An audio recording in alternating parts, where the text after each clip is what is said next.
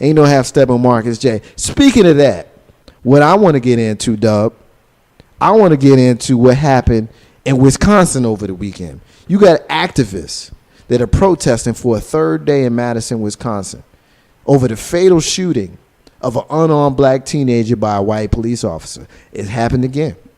You got another situation where a young black dude gets killed by a cop. We've been talking about this for as long as Ain't No Half Steppin' with Marcus J has been on. This is the 2-year anniversary of Legacy Internet Radio. And we've been on here doing these shows, not just this show. We've been doing Enliven Radio. We've been doing the Greenwood version 2.0 with Jay Grizzy and Lissa P. We've been doing All Throttle Radio, the Listening Party, the pregame conversations from your sisters with SY and Lissa P, and the Aaron Turner Show, all on Legacy Net Radio, and all of them have talked about this kind of issue.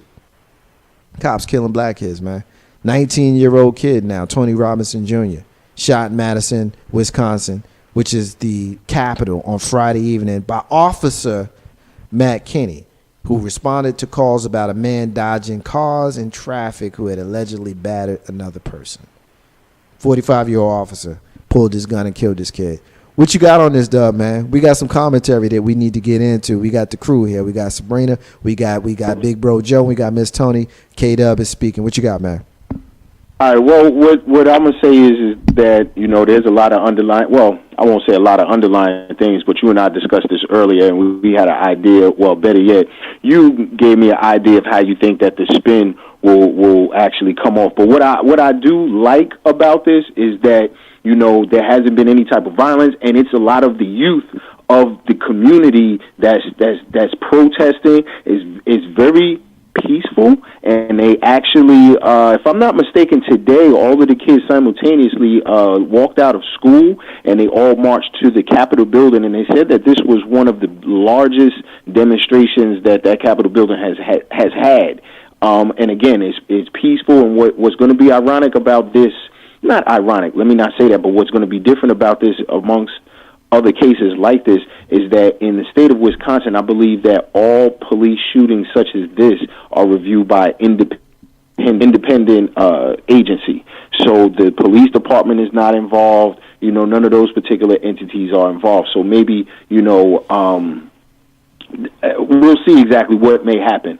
But, I am proud that the community is getting behind this, and they're behind the whole thing of enough is enough. I was listening to a young lady that got interviewed earlier, and she was saying how this could if in this particular situation, why not use a stun gun in versus using a deadly weapon? Why not try to calm the situation another way rather than just pulling out and shooting this kid numerous times. Don't know exactly what went down in the house. I heard an interview from the neighbor, and she's just going on what she's hearing. She didn't really know. She looks like maybe around, I would say maybe 60 years old, white female. And you and I spoke about this earlier in regards to how you think that it may spin. So I don't know if you want to share that with the community or with the Ain't No Half Stepper community, or we're just going to let it play out. But there's a lot of little things that are different from the previous cases that we've had where black kids have been getting killed by white officers. Joe, are you going now? I'm gonna put it out here. Are you alluding to the fact that the kid this time was biracial and not all black? He was a mulatto kid. His mom was white. His dad was black. That's a sticky wicket. Yeah, I'm saying. And if I'm not mistaken, he was. I think the father really hasn't been around or isn't around. It's a lot of different entities that's going on. There's no cell phone video. There's no actual witnesses other than I think the mother. I could be mistaken, but maybe the mother. I don't even know if she was in there, but you know what, K-Dub? I'm gonna jump in for a second because I'm gonna play both angles on this one. Having done the job, and I hate to say it, folks, I said this to my sister the other day, and I said to my sister, I said, you know what? Have you ever noticed that we don't see any black cops shooting black kids and white kids, and it's coming to the forefront like this? No, But like I said, now it's a different spin because this kid was biracial. So they're saying, hey, guess what? Now they might get a little bit more play because it's spilling over into the fact that, we got white cops killing white folks now. But he couldn't tell he was white because he had. From the pictures that I looked at, Joe, the pictures I looked at, they played the emergency call in. And they described him as a black youth. Well, yeah, they described him as a black youth because of his hair, because he was fair skinned. He wasn't as as light as he didn't have as much melanin in his skin tone as anybody else would have if he was black. But I still go back to the same things. You made a key point, and I know I'm gonna catch flack for this one.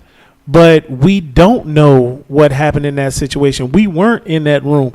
Now, some of the other stuff that we could actually see, like in Ferguson, some of the other things that we know about, like when Trayvon Martin got killed, yeah, we don't know what happened in this situation. We really, really don't. But I still say that, everybody wants to sit there and it's all black, all black, all black. But this kid was a mixed kid, and his mom got on the TV and was just like, what? So are you just saying that they're trying to extinguish a lower class of people from what they're thinking? Hell yeah. Let me be cool on that. But no, I mean, come on, tell the truth. Come on, Doug. I just say, that the authoritative figures are trying to get rid of a lower class. I'll say this, that in some situations, and again, I'm not blanketing this comment because I know, and some of my friends and brothers are police officers. But sometimes when some people have a way of thinking about a certain group of people, and also you start to care less for those individuals' lives. And too many times, the people that's on the wrong end of that particular thinking are individuals of black and brown color. Yep. Now, listen, I'll even go as far as saying black and brown people, some of them have a distorted way of thinking of people that live not as good as them. So they have that same type of thinking as well. You mean that crabs in the barrel thing we always talk about? I'm sorry? I said, you mean that crab in the barrel thing we always talk about? That's socialism. I hate to use that. For the masses, yes, but I hate to use that because why the hell is the crabs in the barrel? That's a whole nother conversation within itself. But yeah, it's not really crabs in the barrel of crabs trying to bring others down. It's more of a attitude where these people are not as good as me, whether they're white, whether they're black, whether they're Puerto Rican, Spanish, whatever, Mexican.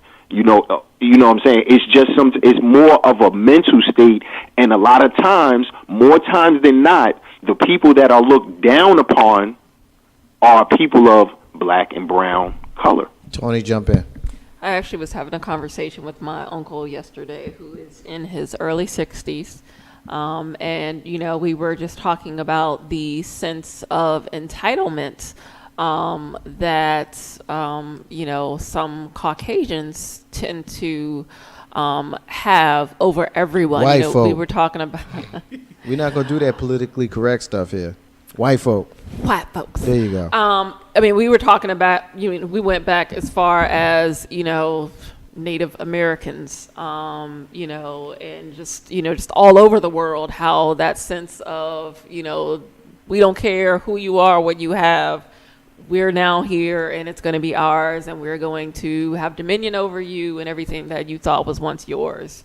And it's, unfortunately, I don't think that will ever change. But again, it's up to us to continue to let them know that it's not okay and keep, change at the forefront and not become so comfortable with, we've made some progress. We can vote and, we can get good jobs and we can own homes. So, it's really not that bad. But when something, horrific happens, such as, police killing innocent people, brown people, then black folk.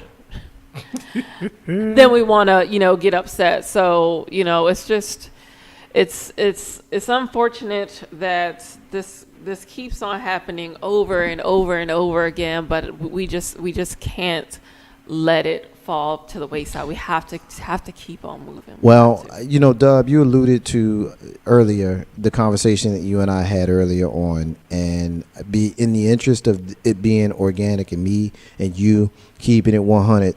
Why don't you paraphrase what I said early on? Don't give it all, because I'm gonna give some, but give a little bit about what you heard from me when we spoke earlier about this case. Big Bro Joe kind of touched on it a little bit. What did I say? Damn, well, I see you gonna give me full autonomy. I may just say something that I ain't supposed to say, but basically, well, don't you tell these people I don't want them to know.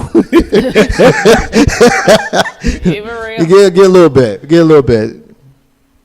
Basically, you alluded to the fact that this could be a situation of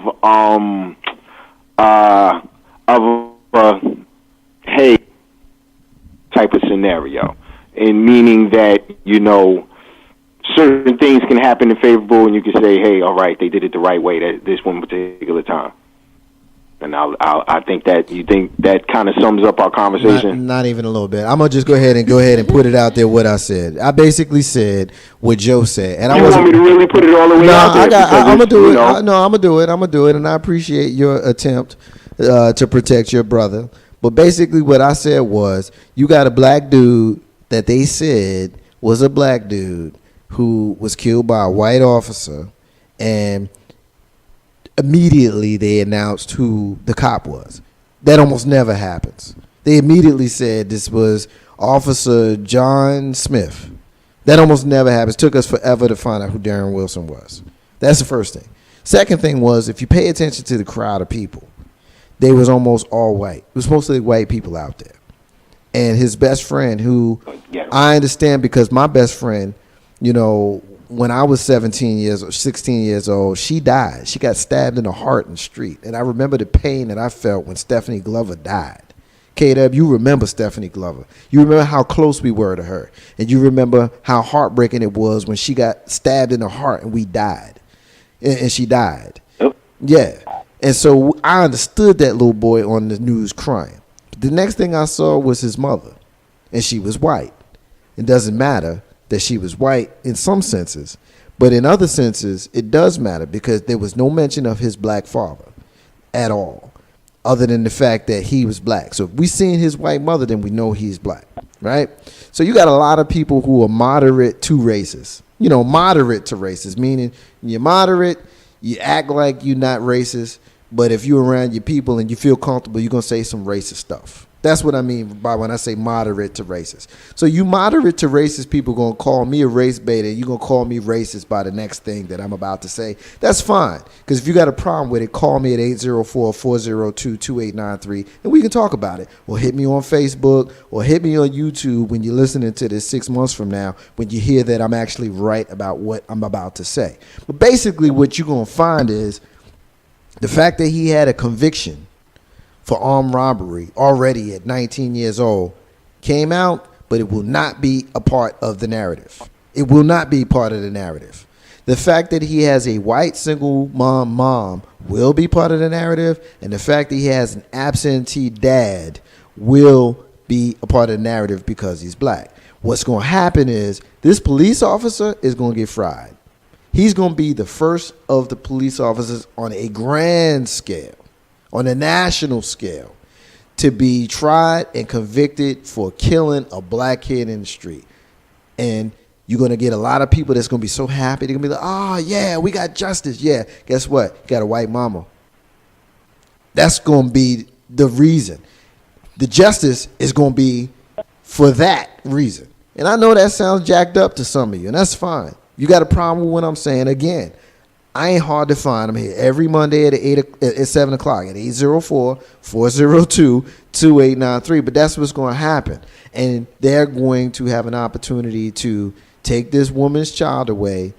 They're going to give her the justice of putting this cop away. But what the big picture situation is going to be is they're going to pacify a large section of black people who are going to say, damn it, we got justice. They trust us now. We are in a post-racial, United States. And that we know is not true And that's what is upsetting to me. Dub, is that essentially what I said to you when we spoke earlier? We're going to talk about something later on that we know we ain't in no post-racial. Right. I got you. But is that essentially what I said to you earlier? Okay, we'll say that exactly what you. Okay, I disagree with you, Mark. Okay, Tony, I you can disagree for a couple of reasons. This took place in Wisconsin, which is, I would say, the brown population is probably a lot lower there than it is in most states here in America.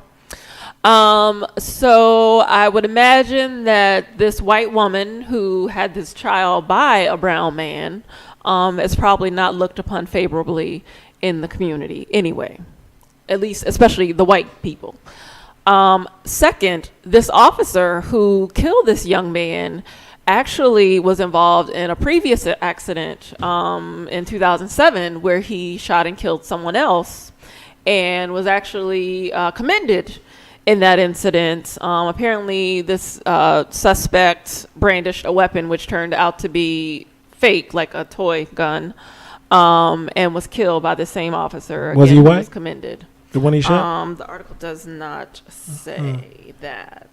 And that woman's still white. I got to go with Marcus on this one. Sorry. I disagree. Let her. I mean, go ahead, make your point. I disagree. I mean, this is Wisconsin, and yes, she's white, but she had a baby by a black man. But see, that's not where I'm going. You're already. You have a decorated officer who killed a young. To the world, he is brown. Whether he's half brown and half white, to the world he's brown. Who has a previous criminal history, a criminal record. I don't think it's going to go down that way. I think the officer is going to be, found innocent, and he's going to keep his job, and he's going to keep on doing it. He might even receive another medal. I mean, I guess we'll have to see how it plays out. I think the fact that it was in Wisconsin, I don't think, I played it up in my rhetoric. I don't know that that's relevant because I think it's more relevant that it's a mainstream case. It happened 3 days ago and it's already national news. These things happen and sometimes they don't make the national wire for a couple of days. When the kid got shot in Walmart in Ohio, it was almost a week or so before that hit the national wire. This one already hit, and I got to ask myself, why did it already hit? Because this one here, I remember when I would call up the news station, CBS and NBC and Fox and ABC and everybody here, about news stories and why they wasn't doing them. And pretty much I had one that anytime I would send them something, they would do it. And I had the other three, and I won't call out who's who, but the other three basically would tell me, and I could pull up the email and show you where they said this to me. They would tell. You got it in the book. I got it right here. I can show you. And basically what they would tell me is there's nothing great about that. There's nothing overwhelming about that, sensational about that. That's the reason why we're not talking about it. It's not even local. That's why we're not talking about it. You got a black dude whose mama is white, whose daddy is black and absentee, who killed by a police officer. With the climate of our country today, it is a prime story for it to immediately go national. And, I reserve the right to be wrong. I'm one of those rare people who will come on the air and say I was wrong. Everything that I said on March 9th, 2015 was wrong. But you know what? I don't care because I'm going to be right more than I'm wrong. I just have to be wrong on this. Do you think that this could be a situation, well, I won't say that. Let's just be aware that other things have been thrown out there to distract us from a lot of other things as well, or to take our eyes off of the prize.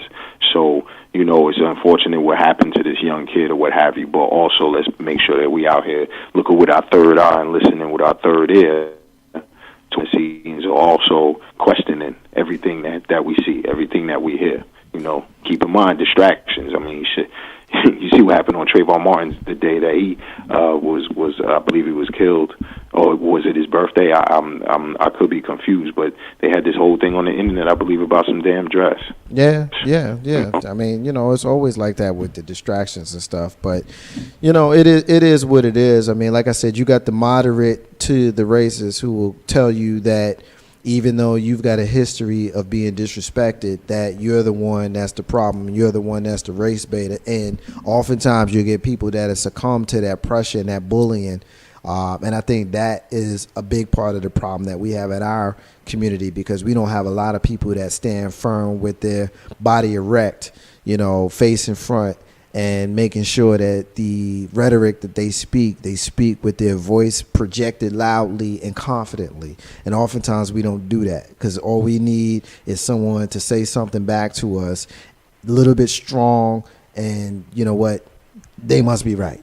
And that's a problem for me as well. Ain't no hashtag with Marcus J. We live from the den of Legacy Internet Radio. We're going to take our first break of the night, and when we come back, we're going to talk a whole lot more stuff, y'all. We're going to ask what the hell in this next segment. We got a bunch of dummies, basically, as our brother Jay Grizzy would say, a bunch of dummies and dummy stories. Tonight, March 9th, 2015, we are celebrating the life and the music and the memory of Christopher Wallace. You know him as the Notorious B.I.G. The sky's the limit, y'all. We're going to talk about Biggie at the end of the show, and we're going to talk some more later on when we come back from this break. Ain't no hashtag with Marcus J. My brother K-Dub is on the line, Big Bro Joe, and my sister Miss Tony. Ain't no hashtag with Marcus J. live from the Den Legacy and that radio. We'll be back in a few minutes, y'all.